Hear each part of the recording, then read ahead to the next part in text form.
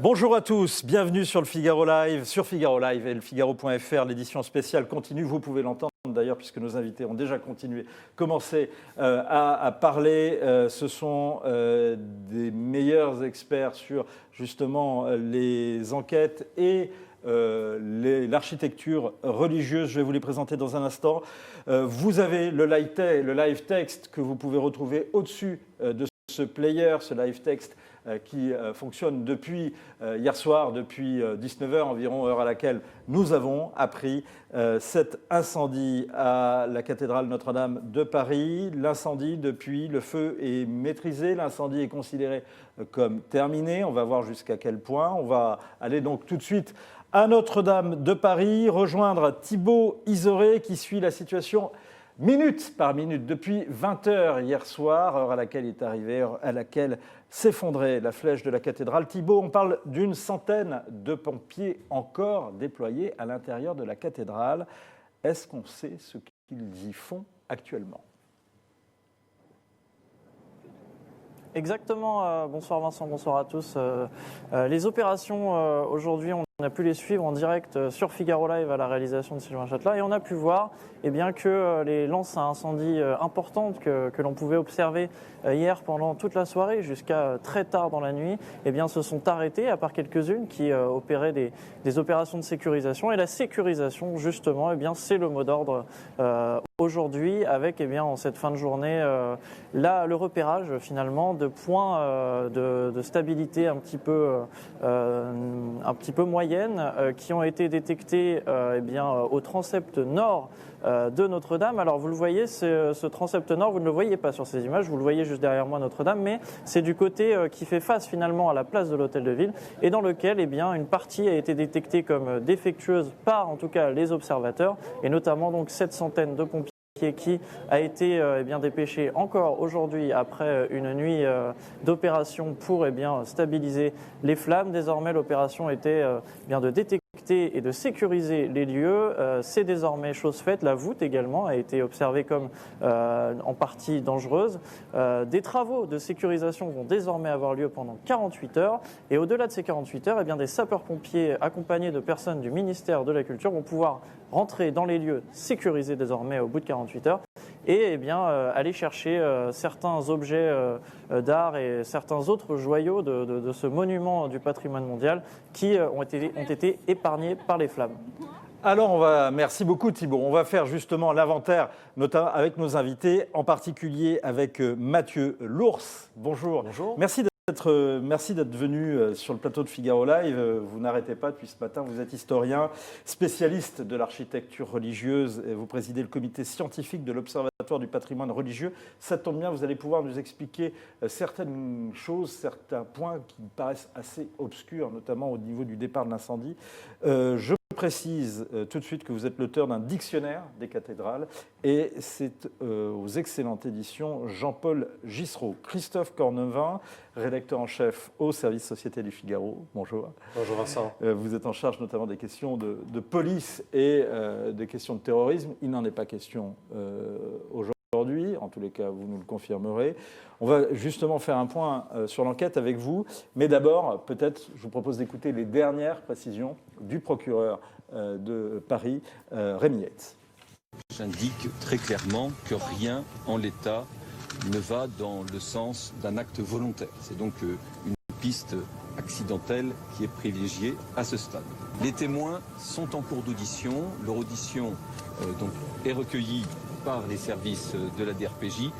Nous ne pouvons pas, à ce stade, en dire plus. Les auditions sont en cours, les constatations vont commencer dès lors que on pourra rentrer dans le bâtiment, que les experts pourront accéder au sein même de la cathédrale. Ce n'est pas possible parce que ce n'est pas stable, c'est dangereux, il faut attendre un peu.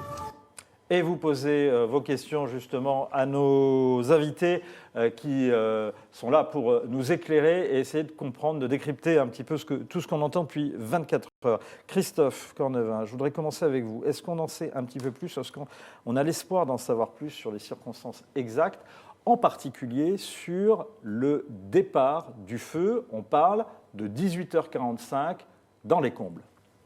18h43, précisément. Il est bien sûr évidemment trop tôt pour déterminer l'origine du sinistre.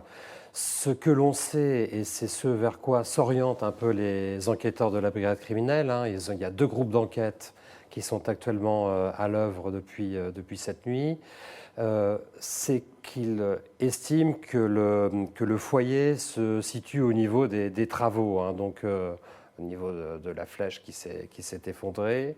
La difficulté qui est la leur, c'est qu'ils sont extrêmement talentueux, mais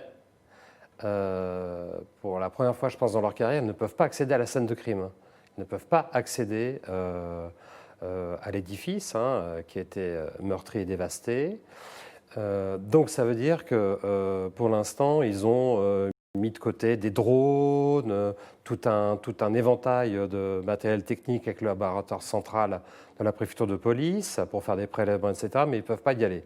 Ils attendent le feu vert des architectes et des pompiers de Paris. La difficulté, c'est que ces architectes et ces pompiers attendent que l'on rénove le pignon du transept nord, ainsi que, enfin, en tout cas qu'on évalue un peu ses vulnérabilités, que l'on regarde la voûte, et puis après, ils pourront intervenir. Donc, qu'est-ce qu'ils peuvent faire pour l'instant? Eh bien, procéder des auditions. Donc là, ils ont entendu cette nuit 12 premiers témoins, qui sont des ouvriers et des artisans, ainsi que du personnel. Et on sait ce qui ressort de ces auditions? Pour l'instant, non, parce que les auditions, certaines auditions durent des heures. Pourquoi? Parce qu'on demande à chacun le déroulé exact de sa journée. Qu'est-ce qu'il fait exactement dans le bâtiment? Est-ce qu'il a rencontré des gens? Est-ce qu'il a vu, dans les 15 jours précédents, des comportements suspects ou, chez certains de ses collègues, dans d'autres corps de métier, des gestes inhabituels ou inappropriés?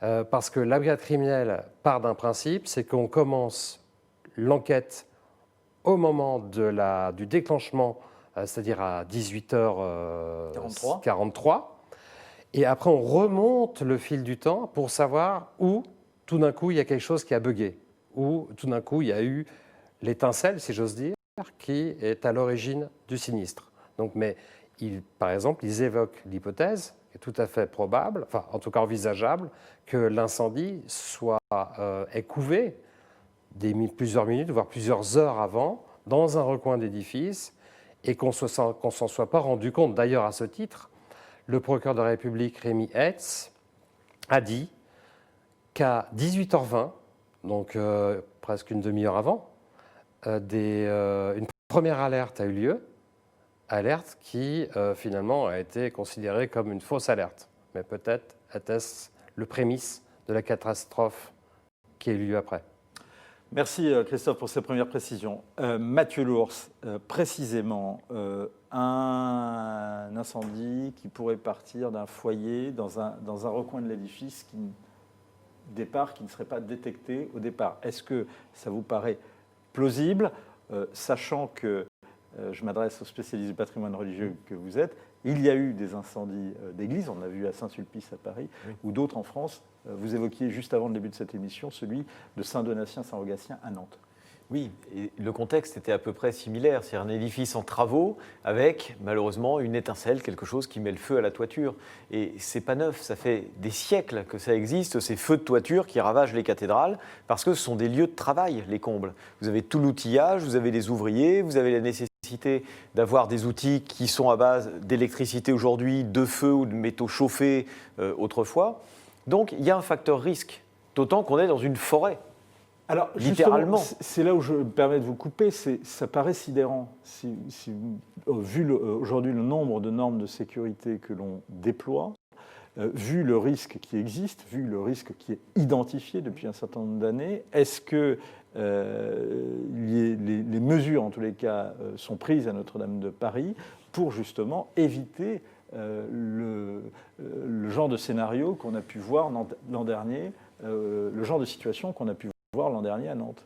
Alors malheureusement, l'histoire du patrimoine est remplie d'éléments faits avec toutes les précautions qui à une époque donnée sont requises et qui finissent mal.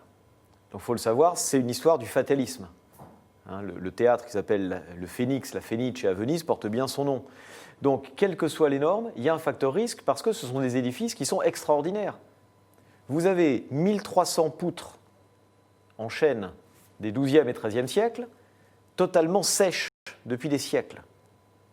Est-ce que les normes actuelles qui sont adaptées à des édifices actuels, où a priori on n'a pas du bois sec de cette nature-là, sont applicables? Pas forcément. Est-ce que ça veut dire qu'on ne va pas du tout faire de travaux à Notre-Dame parce qu'on ne peut pas appliquer les normes? Comprenez? L'écart raisonnable par rapport à la norme, c'est toute la question. Édifice exceptionnel, normes exceptionnelles, travaux exceptionnels, et donc le facteur risque ne peut pas être réduit à zéro. Je reviens vers vous, Christophe. Vous disiez tout à l'heure donc que les auditions sont en cours. On essaye de voir où ça a bugué. Pour l'instant, si je me réfère aux dernières informations que nous avons eues, en provenance justement du parquet de Paris, l'enquête, elle est pour destruction involontaire. Complètement involontaire. Pourquoi? Il n'y a pas eu de revendication. On n'a pas vu de personnes qui avaient un profil suspect aux alentours. Il n'y a pas eu donc d'interpellation non plus. On était au début de la Semaine Sainte, donc on aurait pu imaginer que l'Église catholique est un symbole. Donc évidemment, les services de renseignement ont exploré un certain nombre de pistes qui pouvaient aller dans ce sens-là, mais ça n'en a rien donné. En revanche, les travaux sont bel et bien là. Il y a eu beaucoup de gens, d'allées, de venues, des gens qui ont manipulé de l'électricité dans un endroit, comme le disait notre invité, très fragile, hein, très exposé, très flammable. Et donc, vraiment, l'hypothèse de l'accident est privilégiée à 99,99%. Ce serait une énorme surprise que ce ne soit pas le cas. Des gens qui manipulent de l'électricité dans des endroits très inflammables, comme vient de le dire Christophe Cornevin, ça vous paraît normal, ou est-ce qu'il y a quand même des garanties qu'on essaye de poser avant de procéder justement à certaines opérations risquées, surtout avec de l'électricité? Moi, j'avais entendu dire, mais c'est peut-être, vous me corrigez, que justement il n'y a pas un fil électrique qui doit dépasser dans les combles, qu'il faut se prémunir contre le risque de soudure, parce que c'est là qu'il y a des étincelles et que justement ça peut prendre autour dans l'environnement qui est complètement boisé. Comment on se prémunit par rapport à ça? Alors, on se prémunit par des garanties très précises. Il y a des cahiers des charges avec des normes qui essayent de réduire au minimum les risques.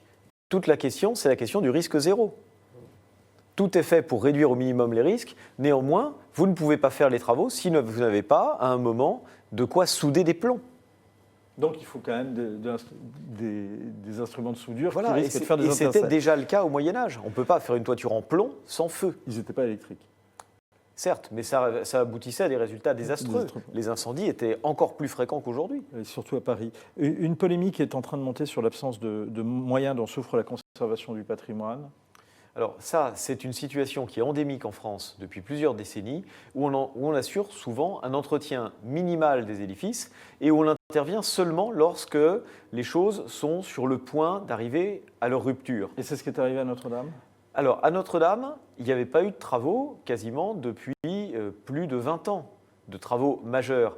Mais c'est le cas un peu dans toutes les cathédrales, où on entretient à budget constant 83 édifices qui appartiennent à l'État, et ensuite, on va éventuellement requérir du mécénat pour essayer de faire mieux.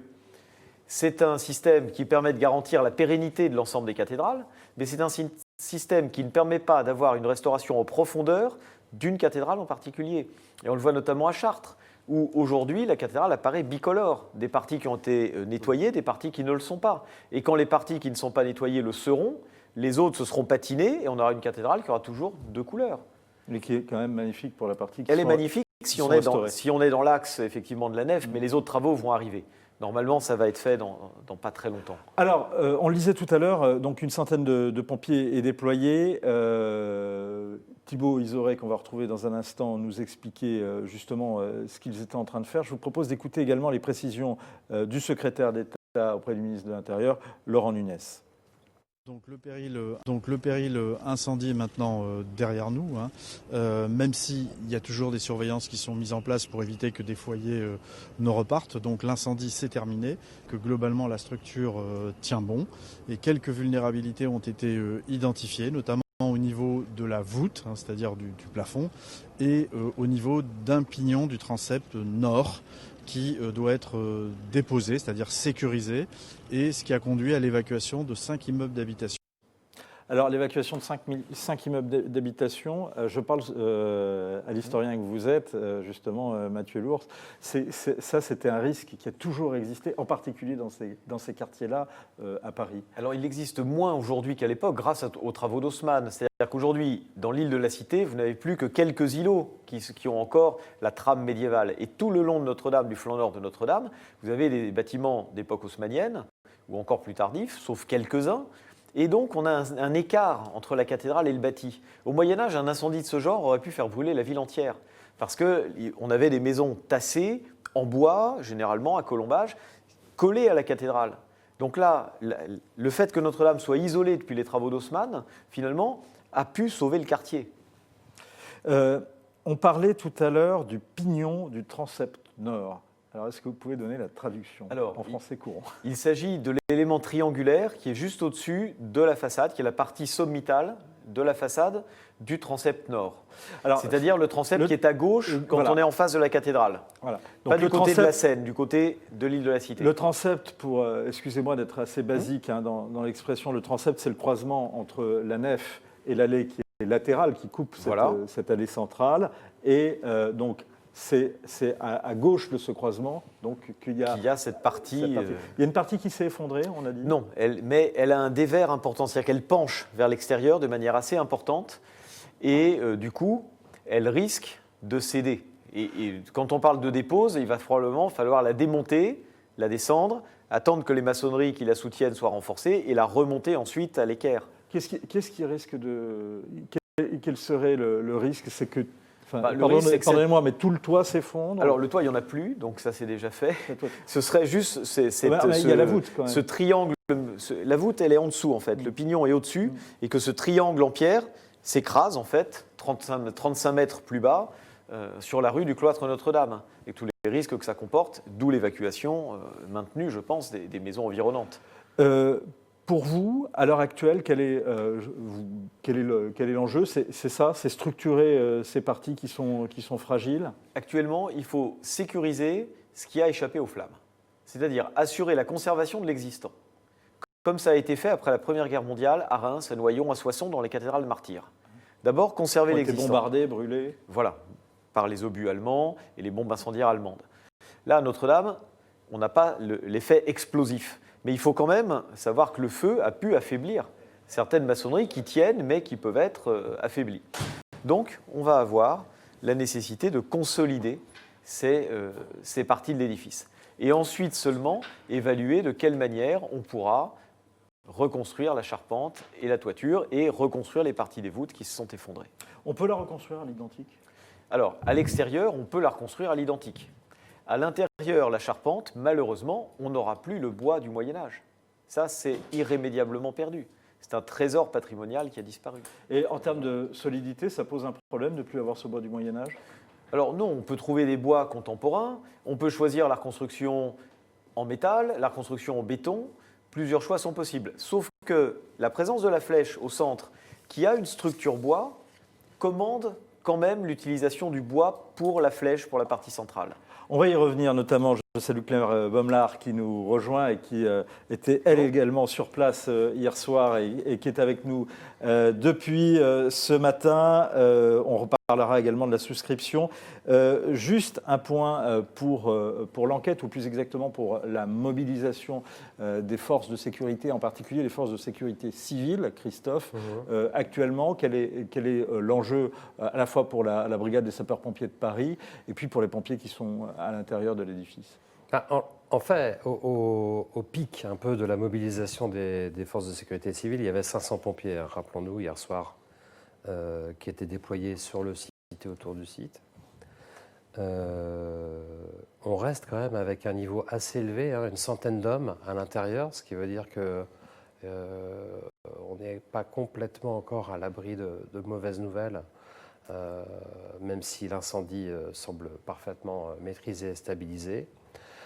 Je crois maintenant que les spécialistes sont en deuxième rideau, si j'ose dire, notamment le laboratoire central de la préfecture de police et ses artificiers, pour essayer de décoder les origines du sinistre. Mais ça, ils vont devoir attendre 48 heures, je crois, parce que le pignon du transept nord nécessite donc d'être analysé pendant cette période. Il faut consolider cette structure afin notamment que les enquêteurs puissent atteindre la Seine d'où est parti de façon, en tout cas, ce qu'on présume être le départ de l'incendie. Ce qui va être un véritable casse-tête pour deux raisons. C'est que même s'ils emploient des drones pour arriver à des parties difficilement accessibles, gardons à l'esprit que c'est un lieu qui a été livré aux flammes, qui a après été aspergé par des tonnes d'eau qui ont été déversées par les pompiers dont l'unique souci était de préserver le bâtiment, et après enseveli sous des déblais, sous des masses de déblais. Ce que vous êtes en train de nous dire, c'est qu'il y a des indices qui risquent d'avoir disparu sous l'effet justement Ce que je suis en train de dire, c'est qu'on ne retrouvera peut-être jamais les indices. On va suivre ça. On va retrouver par contre Thibaut Isoré qui est sur place. Merci beaucoup Thibaut de continuer à suivre avec nous les suites et les conséquences de cet incendie. Vous êtes là depuis hier. Il y avait beaucoup de monde hier. Et est-ce qu'à l'heure actuelle, on aperçoit encore du monde et on aperçoit également la ferveur ou la curiosité qu'on constatait hier ? Tout à fait, Vincent, il faut le dire que hier, les personnes présentes ici sur les quais de Seine étaient extrêmement nombreuses. Elles applaudissaient les pompiers lors de leur passage ou de leur croisement. Il y avait également beaucoup d'émotions et de silence, en tout cas, dans ce spectacle tragique. Dès ce matin à 7h, tout d'abord, sur ce quai à Saint-Michel sur lequel je me trouve, vous voyez, je suis au pied de ce quai Saint-Michel, au pied d'où ont eu lieu une grande partie des opérations de sauvetage du monument, de nombreuses personnes se sont réunies dès une heure très matinale. Des personnalités, tout d'abord, j'ai pu rencontrer, observer Jack Lang, par exemple, ancien ministre de l'Éducation nationale et de la Culture, mais également Monseigneur Philippe Marseille, qui est vicaire général auprès de l'archidiocèse de Paris et qui a été l'un des premiers à faire une description de l'intérieur du monument, décrivant des murs noirs et seulement une croix dorée tenant debout. Donc des personnalités qui étaient présentes dès 7h ce matin, comme moi-même, mais également, et vous le disiez Vincent, des Parisiens, des touristes, mais également des passants de passage qui n'avaient peut-être pas prévu de venir là ce matin. Et donc dès très tôt ce matin, ils étaient nombreux à venir. Vous le voyez, ils sont toujours finalement très nombreux à venir ici observer par eux-mêmes les dégâts. Nous avons pu interroger ce matin plusieurs Parisiens qui se sont dit dévastés en arrivant. Ils avaient vraiment besoin de venir voir par eux-mêmes si ce qu'ils avaient vu sur les images était aussi catastrophique. Alors sur le coup, ils se disaient rassurés vis-à-vis de ce qu'ils pouvaient voir. Vous le voyez derrière moi, la cathédrale semble plutôt en bon état de l'extérieur et finalement, c'est à l'intérieur que les dégâts ont été catastrophiques, bien que vous puissiez le voir, le transept derrière moi qui est là du côté sud est quand même un petit peu, vous pourrez le retrouver en image en replay sur Figaro Live, mais est quand même relativement abîmé par les flammes. Et de l'autre côté, ces Parisiens que nous avons interrogés nous disaient qu'il y avait toute une phase de deuil à faire, que c'était finalement une partie du paysage parisien qui s'en allait cette nuit. Et enfin, il faut bien le préciser, et les croyants également sont en deuil vis-à-vis de ce monument si important pour leur religion. On a pu observer... on a perdu Thibaut, mais on va le retrouver d'ici la fin de cette édition. Voilà. Alors, merci Thibaut, Thibaut. On vous retrouve à la fin de l'édition spéciale. Okay. Ce qui est intéressant dans ce que disait Thibaut Isoré, c'est également la difficulté que les gens ont à réaliser, en tous les cas, ce qui s'est passé. C'est ce que vous avez perçu hier également, Claire, quand vous étiez sur place? Hier, non, je crois que tout le monde réalisait. Au contraire, c'était absolument spectaculaire. Tout le monde était médusé par les flammes. Et puis, au moment clé où la flèche est tombée, ça criait, ça pleurait. Même il y avait des gens qui se mettaient à prier. Donc il y avait des réactions très émotives qui montraient bien qu'on est en train de vivre un moment clé. C'était un peu comme le 11 septembre, toute proportion gardée, parce qu'il n'y a personne dedans. Donc il n'y a pas mort d'homme. Mais toute proportion gardée, il y avait quelque chose de... En tout cas, un choc, une sidération. Une sidération sur rien n'est éternel. Sur ce point-là, d'ailleurs, on entendra juste sur la ferveur également, on entendra tout à l'heure Monseigneur Aupetit. Alors on évoquait l'émotion des Parisiens, l'émotion des Français, l'émotion des catholiques, l'émotion également sur de la classe politique. On y reviendra dans Point de vue dans une demi-heure autour de Marie-Amélie Lombard, et une émotion internationale. La dernière illustration, d'ailleurs, ça a été la réaction ce matin à Moscou de Vladimir Poutine, qui a évoqué une douleur au cœur des Russes. On est avec Pierre Avril, qui est le correspondant du Figaro à Moscou. Bonjour Pierre. Bonjour.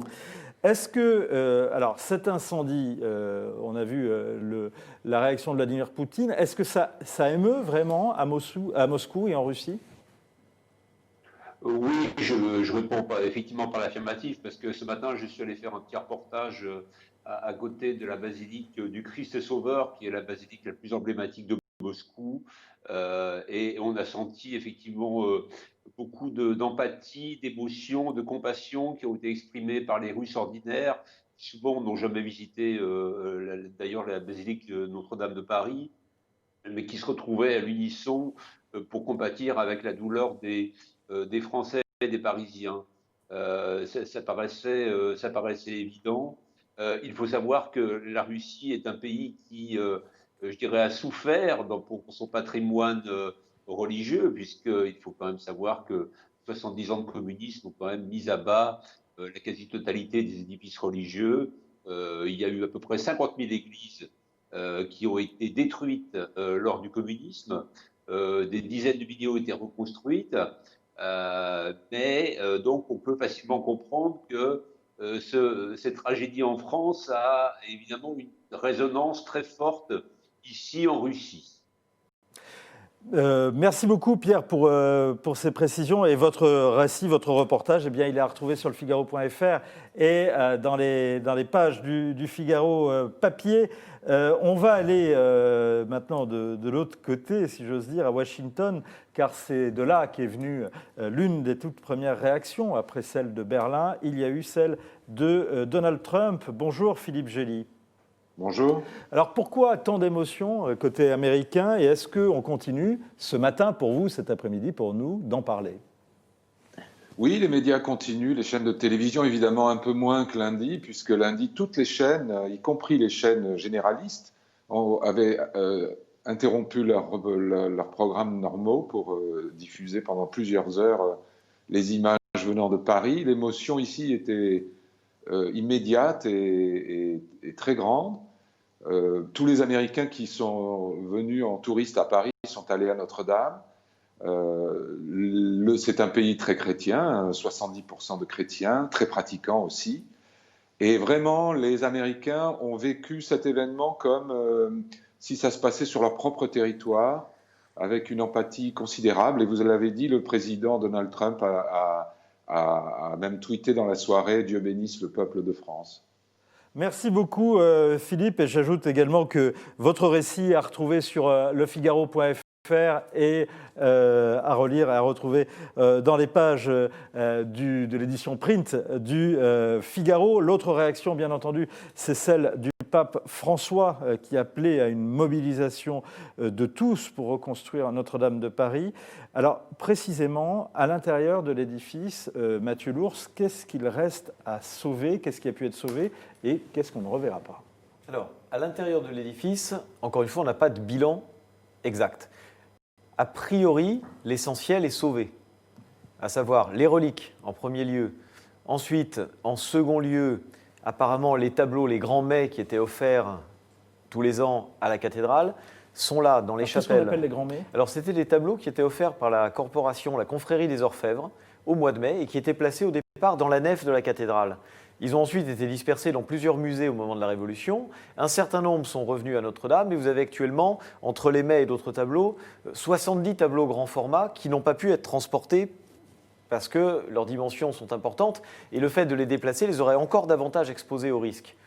Donc, le trésor est à l'abri, les reliques sont à l'abri, les mets n'ont pas été a priori touchés. Maintenant, il faudra aller voir dans le détail. Il semblerait également que la Pietà de Coustou soit encore présente au fond du chœur, en dessous de la croix dorée, que l'autel soit Alors, là. la croix dorée qui a été, elle, préservée. C'est la croix de Marc Couturier qui a été placée dans les années 1990 au-dessus de la Pietà de Coustou pour servir de fond visuel au chœur, avec le nouvel autel Vatican II.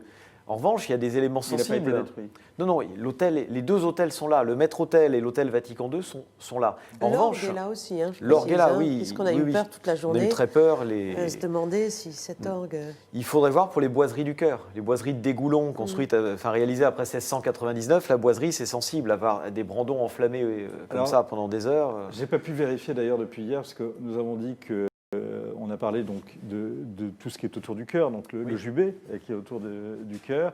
Vous me corrigez si je. Il n'y a si plus de je jubé depuis un certain nombre de siècles, mais c'est effectivement l'emplacement est le bon. C'est la L'emplacement clôture est bon. du chœur qui Voilà, reste la clôture sur les parties latérales. La clôture du chœur, c'est en bois, c'est en pierre. Alors, la clôture du chœur est en pierre du XIVe siècle, et vous avez à l'intérieur les stalles en bois du fin XVIIe, début XVIIIe. Et qui, elles, n'ont pas été détruites pour l'instant. J'en sais rien. On les voit, elles sont sur les photos qu'on a vues. C'est pas ce qui se dit, parce qu'il y a l'incendie et puis après il y a l'eau. Ben oui. Il y a Donc l'eau. moi je Alors, doute le pour les problème boiseries, aujourd'hui, hein. c'est l'eau. Et le groupement des entreprises des monuments historiques a fait un rapide point de presse tout à l'heure, disait que de l'eau naîtrait des lichens, des champignons, des choses comme ça. On n'est pas au bout de nos peines. C'est-à-dire qu'il y a les conséquences après de l'eau et de la chaleur. Ce qui n'est pas brûlé a pu être abîmé. La priorité était d'éteindre. Non, bien sûr. Voilà, personne ne le nie. Mais on le sait, dans un incendie, les suites sont... On voit d'ailleurs, Christophe, avec justement ce que disent Claire et Mathieu Lours sur l'eau qui peut maintenant détruire une partie des éléments qui se trouvent à l'intérieur de Notre-Dame de Paris. Pourquoi les pompiers n'ont pas eu recours aux moyens lourds et à la méthode forte, celle des Canadair et des bombardiers d'eau hier? Moi, je ne suis pas un spécialiste de la résistance des matériaux, mais il semblerait que l'édifice quand même présente une certaine forme de fragilité qui interdisait aux sapeurs-pompiers d'intervenir par la voie aérienne. Notamment, ça pouvait effondrer les échafaudages entourant le corps du bâtiment. Et que par ailleurs, les pompiers donc, ont été obligés, au péril de leur vie, rappelons-le, d'aller au plus près du foyer, c'est-à-dire qu'ils sont montés dans les tours avec des lances pour faire du corps à corps avec les flammes, je dirais, et à en croire le secrétaire d'État à la sécurité intérieure Laurent Nunez tout à l'heure, il s'est fallu de 15 à 30 minutes pour que ce combat finalement bascule dans le bon sens. 15 à 30 minutes. 15 à 30 minutes. Et si on avait tardé ce laps de temps supplémentaire, il était possible que l'édifice ne s'affaisse. Donc, la cloche. De la cloche, C'était l'idée du bourdon, ce bourdon qui a sonné la libération de Paris, entre autres choses. Ils avaient peur, à un moment donné, qu'il brûle, donc se décroche, et à ce moment-là, tout partait comme un château de cartes. Il y a eu des départs de feu sur le beffroi. Oui, il y a eu des départs de feu sur le beffroi, donc ils ne pouvaient pas arriver très près. Et rappelons qu'il y a eu quand même 20 pompiers qui ont été blessés dans cette histoire. Hein. C'est pas neutre. Alors, juste une précision, puisqu'on a parlé du beffroi, qu'est-ce qu'on appelle exactement le beffroi de la cathédrale de Paris? Alors, ce qu'on appelle le beffroi dans une église, c'est pas comme dans le Nord, une tour avec un carillon civil, c'est la structure en bois qui porte les cloches et qui est réalisée pour être indépendante de la structure en pierre, de manière à ce qu'il n'y ait pas de coup de bélier de la cloche directement sur la maçonnerie. Donc les internautes de Figaro Live peuvent continuer à nous suivre parce que c'est ce qu'on a donné comme définition hier. J'avoue que quand on nous a posé la question, on a eu un moment de doute, mais comme vous dites, on n'est pas habitué quand même d'avoir tous les jours des incendies à Notre-Dame de Paris, puisque c'est la première fois, hélas, dans son histoire. Je salue Volpazou, Tekichou, Juliette, Zénab, Sylvie, Bronito qui nous rejoignent, qui nous posent des questions. On va, si vous le voulez bien, essayer d'y répondre. Première question peut-être pour vous, Christophe Volpazou, qui dit pourquoi l'alarme s'est déclenchée une première fois sans réaction, après, dit-il, après contrôle. Ça, on n'est pas sûr. Je vais faire un peu une réponse un peu de Normand. On va attendre l'enquête pour savoir effectivement pourquoi elle s'est déclenchée manifestement à 18h20 et que finalement l'alerte d'évacuation était donnée à 18h43. Alors ça, seule l'enquête peut le déterminer. Je pense qu'on aura quand même ce genre d'éléments de réponse, on peut les avoir quand même assez vite parce que les employés notamment de l'édifice de Notre-Dame de Paris sont déjà entendus ou vont l'être dans les heures qui viennent. Tekichou nous dit c'est une catastrophe pour notre patrimoine et notre civilisation. Ça, c'est ce qu'on peut lire depuis hier, depuis donc le début de cet incendie, depuis que 19h hier. Juliette nous pose cette question. Peut-être pourriez-vous y répondre, Mathieu Lours. Lorsque les travaux de reconstruction vont commencer, vont-ils être faits avec le savoir-faire utilisé auparavant ou avec de nouveaux matériaux et savoir-faire? La question, c'est la question toujours la même. Est-ce qu'on peut reconstruire à l'identique finalement? Alors, à l'extérieur, on reconstruira, je pense, à l'identique. Maintenant, par quoi va-t-on remplacer cette charpente qui n'existe plus? Par une charpente en bois. C'est techniquement faisable. On a à Nantes, c'est ce qu'on fait, par exemple? Alors, à Nantes, c'est une charpente du 19e. Et je me demande si elle était en bois ou métallique. Je ne sais pas. Je n'ai pas vraiment repris la structure de Saint-Donatien. Mais sur une structure en bois comme celle-ci, on ne pourra jamais remplacer par une structure équivalente du point de vue de la mémoire. Néanmoins, techniquement, on peut refaire une charpente de ce type. On a d'excellents ouvriers en France qui peuvent le faire. Après, va-t-on le faire? Il y a des questions, justement, éviter éventuellement un nouvel incendie.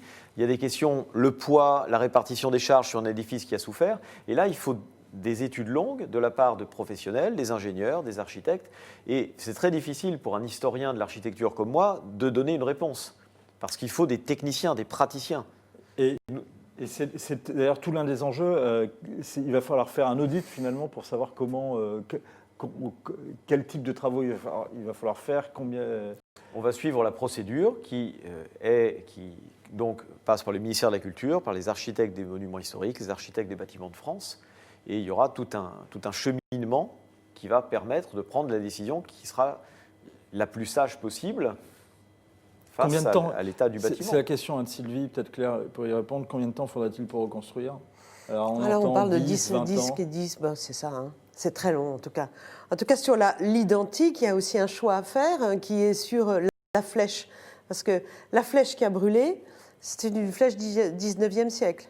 Alors on peut soit retourner au schéma original du 13e, soit refaire une copie 19e, soit carrément se dire, faisons un grand concours, dans la limite évidemment esthétique acceptable, etc. Mais on pourrait imaginer un chantier du siècle sur la nouvelle flèche de Notre-Dame, 21e siècle. Et ça ne serait pas inintéressant. Oui, mais voilà, on a quand même un dernier état connu, très bien connu, et qui est emblématique, qui est iconique, qui est mondialement connu aujourd'hui. Pourquoi pas, hein, pourquoi pas une création contemporaine, mais voilà. Non, mais je ne dis pas la pyramide du Louvre. C'est en tout cas un des enjeux justement pour savoir si ça en tout cas, pour risque d'être... mobiliser les entreprises, les gens, ça serait intéressant qu'il y ait quand même un projet collectif. Reconstruit à l'identique ou pas, ça risque, en tout cas c'est un pari que je pose, ça va être un des enjeux et peut-être une des polémiques à venir. On parle de Notre-Dame de Paris, il faudrait peut-être entendre un de ses responsables, le plus grand responsable religieux à Paris, l'archevêque de Paris, Monseigneur Petit, qui sera l'invité ce soir du 20h de TF1, mais qui s'exprimait déjà ce matin. On l'écoute. Cet écrin, c'est pour quel bijou? C'est pas pour la couronne d'épines, hein, c'est pour un morceau de pain. C'est étonnant, comment peut-on construire une telle œuvre d'art pour un morceau de pain? Ce morceau de pain dont nous croyons qu'il est le corps du Christ.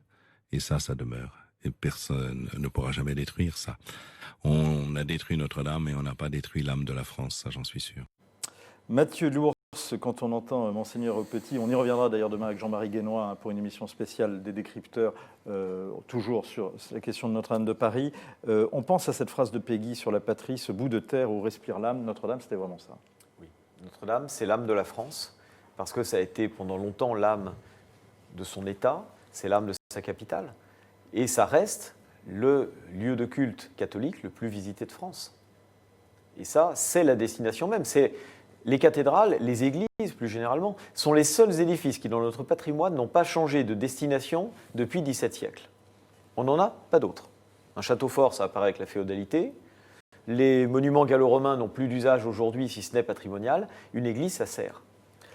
Est-ce qu'il reste d'ailleurs des cathédrales avec des charpentes en bois comparables à ce qui a été perdu avec l'incendie de Notre-Dame, nous demande Brunito? Oui, on a encore des cathédrales avec leurs charpentes. Dieu merci. On a des exemples. Alors, vous parliez justement également de tout l'élan qu'il y a eu autour de Notre-Dame de Paris.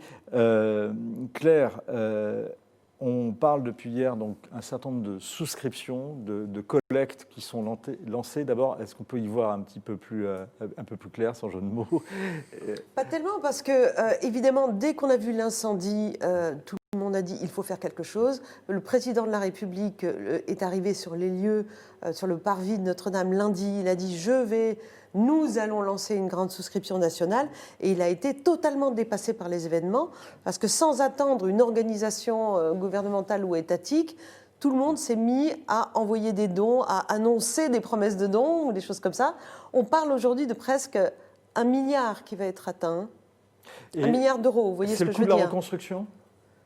Non, on n'a même pas idée de combien va coûter la reconstruction, parce que comme disait monsieur, c'est une question de choix. Qu'est-ce qu'on fait quels sont les choix opérés? En tout cas, ça va aller, c'est très élevé. Hein. Ça peut aller jusqu'à combien? Qu'est-ce que vous dites, vous?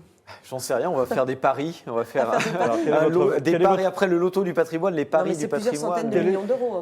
Oui. Mais vous parlez d'1 milliard d'euros. Est-ce que ça va jusqu'à 1 milliard d'euros? Oui, mais est-ce que ça va jusqu'à 1 milliard d'euros, le coût de la reconstruction? Ça, j'en sais rien.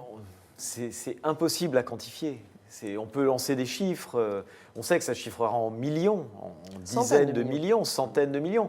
Mais après, voilà, c'est... Une entreprise de numérisation nous dit à l'instant, on a le savoir-faire pour reconstruire Notre-Dame. Oui. C'est possible? Ah oui, tout à fait. On a reconstruit des cathédrales bien plus mutilées que ça. Rentrez dans la cathédrale de Reims, je vous mets au défi, au premier abord, de voir ce qu'il en restait en 1918. Oui, c'est vrai. Et des cathédrales en Allemagne aussi qui ont été rasées. Cologne, la cathédrale de Cologne. Non, mais en plus, elle n'est pas complètement à bas. Non. Cette cathédrale. Alors, il y a tout un enjeu d'ailleurs sur peut-être une question sur un des joyaux, puisque le mot est un peu surutilisé hier, mais il y a un joyau, c'est vraiment les vitraux, et en particulier la rosace. Donc, est-ce qu'ils vont tous être sauvés, ou bien il y en a qui vont être irrémédiablement endommagés? Encore une fois, je ne suis pas rentré dans la cathédrale, je n'ai pas vu un bilan écrit et détaillé, mais il semblerait que les vitraux des Trois Roses soient encore là. Oui. Ils ont sans doute souffert, ils ont nécessairement souffert, parce que les vitraux sont unis par des plombs, et le plomb déteste la chaleur. Donc il va falloir envisager une restauration, une dépose, ne serait-ce que... les retirer, les mettre à l'abri. Oui. C'est pour ça qu'on n'est pas au bout de nos peines dans cette histoire. Non. Alors, on n'est pas au bout de nos peines. D'ailleurs, il y a une question sur le Figaro, c'est est-ce que vous êtes prêt à participer au financement de la reconstruction de Notre-Dame? Vous pouvez voter sur lefigaro.fr. On va y revenir. Je voudrais qu'on revienne avec Thibaut Isoré qui est sur place. Thibaut, Christophe Castaner était sur place également. Est-ce que le ministre de l'Intérieur s'est exprimé? Et si oui, qu'est-ce qu'il a dit? Tout à fait, Vincent, je me trouve là, vous le voyez derrière moi, à quelques dizaines de mètres du parvis, où littéralement des milliers de personnes sont venues apercevoir la cathédrale, y compris Christophe Castaner, qui a fait une déclaration il y a un peu moins d'1 heure. Vous l'avez peut-être même suivi en direct sur Figaro Live, et vous pouvez retrouver ce replay sur Figaro Live. Le ministre de l'Intérieur ne se trouvait pas à Paris, il est rentré d'urgence de Mayotte. C'est pour ça que c'est Laurent Nunez, son secrétaire d'État, qui a fait les déclarations principales depuis cette nuit. Et donc le ministre de l'Intérieur a suivi tout à fait, vous pouvez s'y attendre, la ligne du président de la République cette nuit, qui annonçait que le monument serait reconstruit et qu'il s'agissait d'un point fort de notre patrimoine français. Le ministre de l'Intérieur a suivi tout à fait cette ligne en mettant un point supplémentaire sur les opposants politiques qui auraient pu utiliser une perche grâce à cette question, en citant notamment, je cite, Nicolas Dupont-Aignan. Donc le ministre de l'Intérieur qui a annoncé que l'essentiel était sauvé, mais que la situation devait être sécurisé. Voilà pour ces déclarations, vous le voyez, qui suivent parfaitement bien celles du président de la République cette nuit. Merci beaucoup Thibault. Nicolas Dupont-Aignan, d'ailleurs, sur le plateau d'audition publique, ici même, hier soir, qui n'excluait pas l'éventualité d'un attentat. Pour l'instant, ce n'est pas l'hypothèse sur laquelle se penchent les enquêteurs, c'est peu de le dire. C'est peu de le dire, tout à fait. De toute façon, maintenant, je pense que, comme le disait le secrétaire d'État Laurent Nunez, ce sera des semaines et des mois avant d'avoir la conclusion de l'enquête. Donc, je pense que M. Dupont-Aignan, aussi véloce soit-il intellectuellement, a beaucoup de difficultés pour nous donner la clé de l'énigme aujourd'hui. Il ne le prétendait pas quand même. Ouais. J'étais là quand il était là, même si on était un petit peu étonnés et qu'on voyait que lui-même commençait à rétro-pédaler quand même après l'avoir dit. Il a dit « je ne l'exclus pas ». Il ne faut rien exclure. Pardon.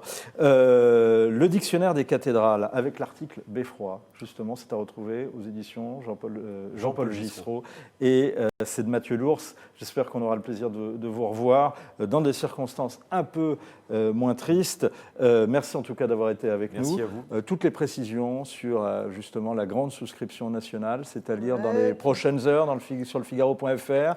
Et en tous les cas, dans le papier, on fait 8 ou 10 pages, une 8 édition ou 10 spéciale. 8 ou 10 pages. On y revient. Là, il y sur aura de l'enquête quoi également. lire, il y a tous les angles abordés. Et sur l'enquête également, Et sur l'enquête, on va aller de manière chirurgicale jusqu'au bout. Les travaux, la politique, le financement. Et c'est à retrouver, dans l'édition papier du Figaro, bien sûr, de ce mercredi, mais également dès les heures qui viennent sur le Figaro.fr et sur le Figaro Premium. On revient sur cet incendie avec point de vue et les réactions et les mobilisations des politiques. Justement, on en parlait avec Marie-Amélie Lombard qui reçoit Alexis Brézé, Olivier Duhanel, René Frigosi et l'universitaire Christophe Devogue. Et on revient également sur les premières mesures du plan Macron, en tous les cas celles qui fuitent dans la presse. Émission spéciale dans les minutes qui viennent, dans un peu plus de 5 minutes. Et puis le prochain événement, c'est le grand concert samedi soir avec Appel aux dons retransmis par France 2. Et puis également les célébrations de la Semaine Sainte. Vous avez toutes les précisions sur le Figaro.fr. Celles qui étaient prévues à Notre-Dame se répartissent entre l'église Saint-Sulpice et l'église Saint-Eustache, rive droite, rive gauche de Paris, ou plus exactement rive gauche et rive droite de Paris. Merci de nous avoir suivis. À tout de suite sur Figaro Live.